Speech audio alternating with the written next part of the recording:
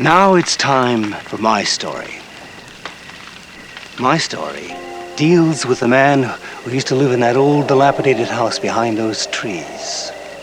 We're not supposed to be this close to it because many strange things happen around here. He was a farmer with his family, wife and 2 children. He was an evil man. Ugly and mean. He'd beat his wife, and brutally punish his children. He'd drink at the tavern and fight all the time. He once had a piece of his nose bitten off in a brawl and didn't feel a thing. It was a night like tonight, many, many years ago. Wait a minute. Now that I think about it, it was the same night as tonight. The woods, quiet and dark. The farmer, for no apparent reason, went stark, raving mad.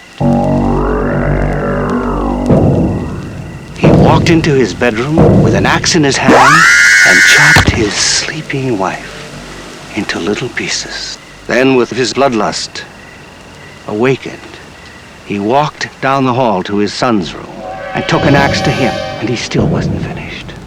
He walked across the hall to his daughter's room, and without so much as a word, he chopped her into little pieces too. Then he calmly walked into the tavern, lifted the bloody axe onto the bar, and ordered himself a beer. Well, it wasn't long before the town found out what happened, and when it did, it was all over for the mad farmer, or so they thought. 10 men jumped him and dragged him screaming to the nearest tree, where they quickly looped a thick rope around his neck and hoisted him high into the air. One of them grabbed the bloody axe and swung it at the farmer's head, leaving a deep, bloody gash on the side of his face. They left him there, hanging for dead. Next morning, when they went to cut him down, he was gone. It was then they noticed the bodies of his wife and children were missing, and their bodies have never been found. Oh, Max, come on. How could their bodies never be found? I mean, where could they be? I don't know, Richie.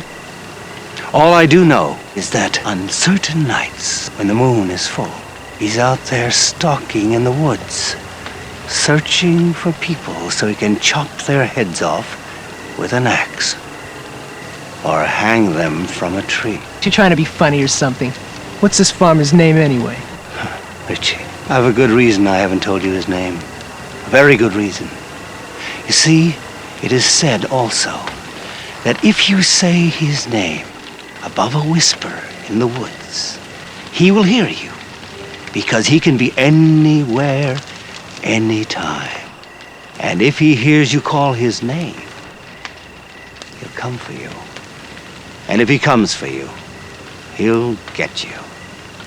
One by one, you'll start to fall before night's over. I'll get you all. His name is Madman Mars. What did he say? I couldn't hear him. His name is Mars. Madman Mars. Hey, Mars! Madman Mars! Here we are! Come and get us, Madman!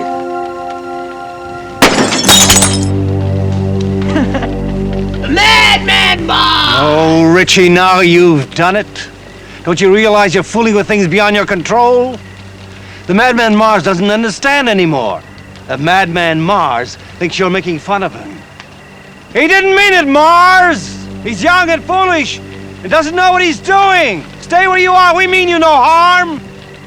Let's hope that stopped him in time. If not, no one is safe in the woods tonight. Anyone alone in the woods, you can't hear him, you can't see him. You smell this odor of death, and you turn around, and suddenly this horribly mutilated face stares down at you. It's the last thing you see before zap! Off goes your head.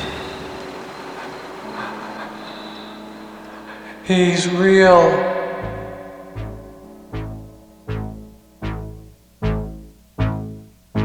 Lore of the campfire, telling of his horror, lost in the woods with the madman and the stars. Don't laugh at the tales, heed if you call